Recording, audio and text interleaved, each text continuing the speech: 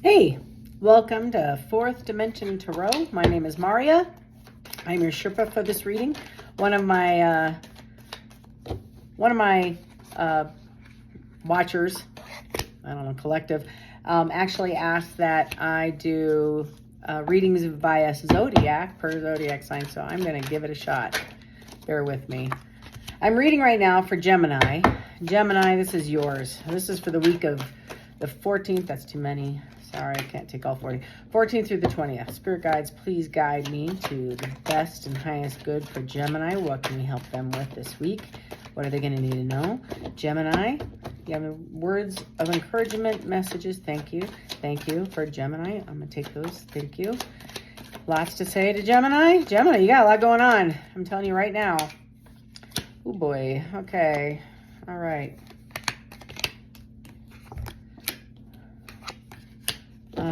Okay, need a couple more, please, for Gemini.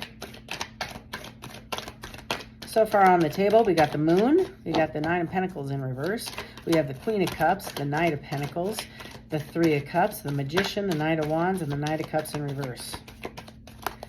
Woo, Gemini! Gemini, Gemini, Gemini. Thank you. I've got the Ten of Pentacles in reverse. Gemini, you've been through some stuff. Whoa, that one just flew out. Did y'all see that? That was a jumper. And that was Temperance in reverse. Bottom of the deck. Is that the 8? Yeah, the 8 of Swords. This is my anxiety. And you can see the goal in Tarot is to make it to the castle, right? And here's a castle right back here. But all of these swords are perfectly placed. And she is tied up, in my opinion, with a toilet paper thing that's keeping her bound, which is all crap. It's not real. It's just mental. It's right. It's mental. She's full of anxiety and fear. So that's the overall generalized feeling for the week. So Gemini, we're going to help you get through some of this and kind of identify what's real versus what's just garbage, fear, that sort of thing. The Moon. This is a Cancer card. The Moon is secrets, right? You can't see everything. It's not all illuminated. I love the little crab trying to pinch people when they come up, and it butts up. And again, I don't know why, but my spirit guides have always led me to do tarot in this way, right? And so it's comfortable. So now I'm kind of stuck, right?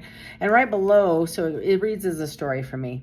So the first part of the week, I think you're getting over something that may have happened this weekend or recently with a group of friends. So this is celebratory, or it could be a third party, which is kind of Gemini, I'm sorry, but I feel like this is kind of where it's leaning, is there's too many people. There's too many people and too much deceit, too many secrets. Nobody's coming forward with a real, honest McCoy, and you're kind of over it. In the upright, this is the pre-empress. She's one pentacle away from her being an empress. This is insecurity. This is you feel lack. You're not quite there.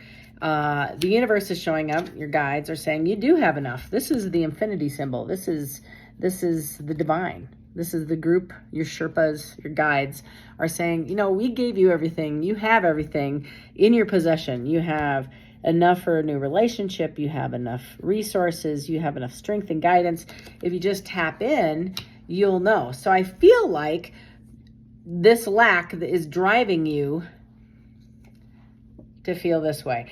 And I also believe that it's in relations because of the next cups, the rest of the read. It's the rest of the story. So in the early part of the week, and forgive me, I'm coming off a head cold, so I'm a little congested. But we have the Moon, which is secrets and deception, and the third party, and then you have the Magician. So you're feeling insecure. You're feeling inadequate. You're feeling less than, maybe because somebody in this party is getting more attention, affection, what you think is an unequal balance to attention, right? And you're kind of over it. But you're more importantly, you might even exert yourself. That's kind of the sense I'm getting, is like, I'm going to win at all costs, that vibe. I have the Queen of Cups out here, Gemini. The Queen of Cups, I love this lady. Look at the size of that cup. If that were a wine goblet, that would have been perfect for me. So this girl, this lady, beautiful. You'd think she was be gushing and sending love texts all day and I love you and huggy kissy. No, she has got a very deep well full of love. She has a lot to give. You saw that cup, a lot to give. It's half her body. However, she doesn't just willy-nilly hand it off to people. She's very conservative. She holds it to herself. She is kind of like my kindergarten teacher. She'll love everybody, but she's guarded on who she gives it to, right? Right below the Queen of Cups is the Knight. So we have a Knight coming in. And this is not just the Knight. This is the Saturday night, which I coined. I'm going to make t-shirts, I'm telling you. So my Saturday night is my in and out energy. Fly by the seat of your pants. Not here for a good time, not a long time. That's this guy.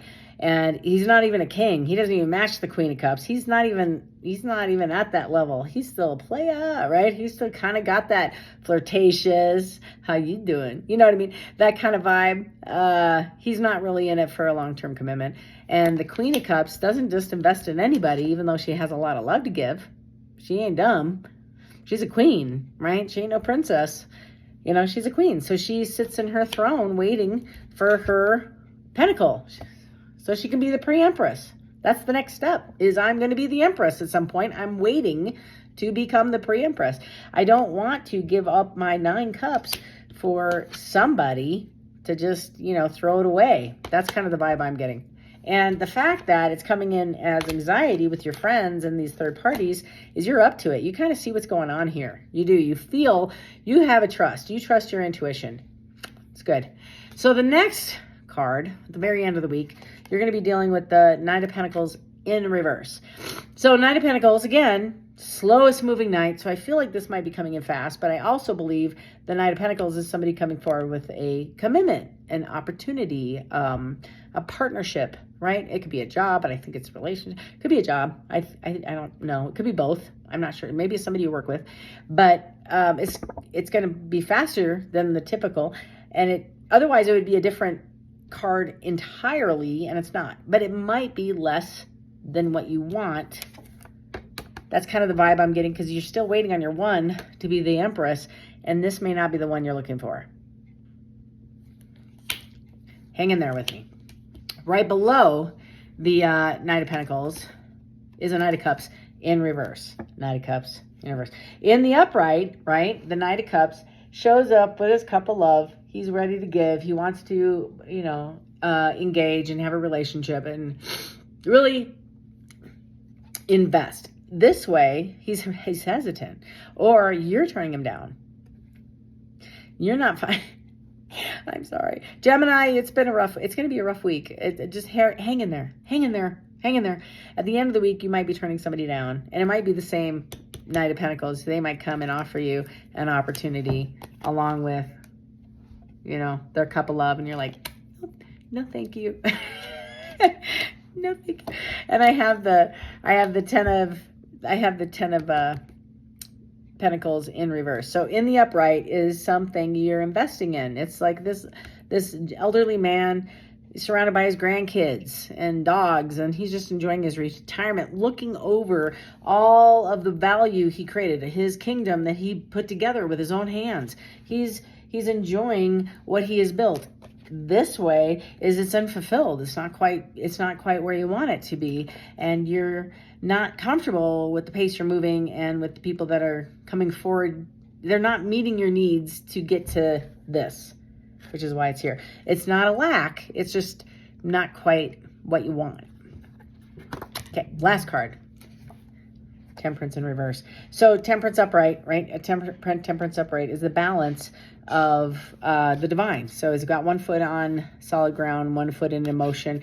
And this is Michael the Archangel, and he is tempering, he's balancing the cups. So if somebody had overgiven, i.e. you, Miss Queen of Cups, had overgiven to a situation, you retort, you come back, you pull back your energy, and you let Michael the Archangel balance it out. This is saying there is no balance, not in this situation. And I think it is a third party. There is no balance. Step out, step away from the fire.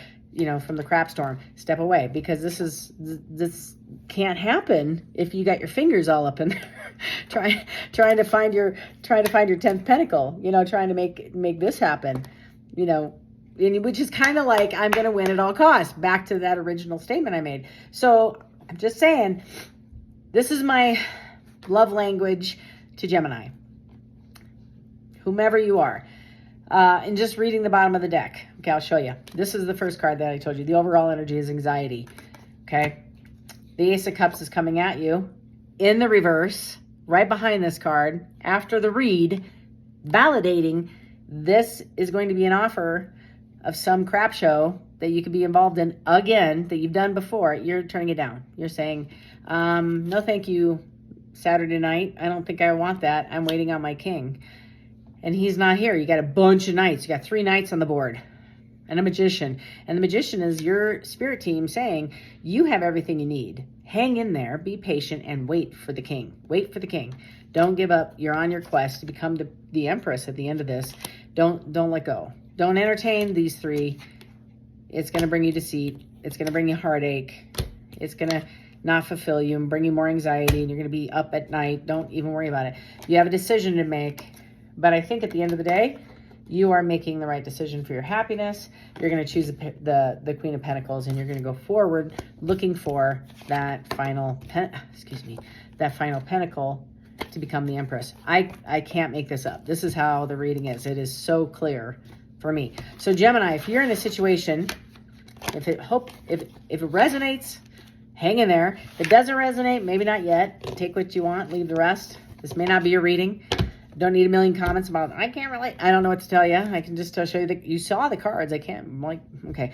So the last thing I want to say is, if this is your reading, be honest. Be honest with yourself. Not necessarily the person that, the 3 people with the, having the party on the front of the card. That's irrelevant. And I was saying this earlier in a different reading, but this is a timeline, right? And each of these portions are lessons of our timeline. And once we learn the lesson, we move on to the next. We elevate and we heal, right? But if I hold resentment and if I consider this, if I filter shit through my ego, okay, I'm always going to be lacking. It's not even a correct vision. It's like somebody taking butter and smearing your glasses with them and saying, read the eye chart. You can't get a clear vision when you're filtering things through fear and anger and ego. It doesn't work, because I will always come up less than, because I'm perceiving it through value. So if somebody sees me and thinks I'm cute and thinks I'm smart and thinks I'm this and that and this, right? But they're not willing to just invest in me, and they want to invest in all these other people, then thank you, but no thank you. Their value of me is important, but mine, for me, way more important. But if I turn over that power and I give them privilege to tell me my worth and my value, I'm going to keep recycling this and keep fighting the fight to try to compete with people I really don't care about to get a better opinion of me through them. I hope this makes sense to you. But my point is that if I keep going to empty wells, right? The well is empty. There's nothing there for me. The Queen of Cups, the one with the giant cup, she has a ton of love. This much love. Most people get this much. She has a lot of love to give. She pours all her love into someone. And that one person goes off and shares all that love that she got into 17 different people. Except for her, she's leaving that situation right? Empty, unfulfilled, unloved. And she doesn't know what to do other than consistently put more effort, more love, more this, that energy back into that relationship, only to consistently not be fed. But, and I said this again in an earlier reading, I used to have tomato plants back in South Dakota. This will make sense. In South Dakota, in my lot, anyways, I come from a long line of farmers. Black soil, pitch black, right, is just full of nutrients because people have consistently poured into it. And so anything you plant, is going to grow. And I had giant beef eaters, juicy, giant, gorgeous beef eater. These are the tomato, right? From one plant, I get like 300 yield in a season. It was amazing. Now, if I get too busy and I don't water it and I don't plant it, I give crappy soil to it, I put it in the shade, I don't give it any love, attention, humidity, I don't give it the right elements, I don't nurture it, I might get half the tomatoes, half the size, less quality, more gritty, grainy, right? It's not the best. That's my point. If I invest into one thing a lot, then into one specific thing, now I'm going to have you shift mindsets for just a second and look at it from a different perspective. Put that energy into you. You're the tomato plant, right? So you're the tomato plant. You're going to be just investing in you, and you're going to harvest all this additional love. And then people are going to want you. They're going to want to come after you. You don't have to chase anybody for validation because you've done the work. And you're not going to entertain that nonsense because it doesn't attract you anymore. It's not attractive. It's like, no, thank you. I'm good. Thank you very much. Bye-bye. And you move on, right? And that's the whole idea. So Gemini, this might be a hard week, but it is a great lesson. It's a great lesson. I'm going to encourage that you do some journaling and do some introspective work to see if this does resonate again. And again, if not, yay. You may have learned the lesson, or it's on the next chapter maybe for you. I don't know. And I'm going to wish you love and light in this next week. And if you need anything, please reach out. My email is posted on my webpage. And if you really like this and you felt it at least entertaining, please subscribe so you're alerted of the next video I upload, as well as comment. I love the positive comments. It keeps me going and keeps me feeling valued in what I'm doing here for you all. So this actually helps me heal too. So love and light to you all. Until next time, take care.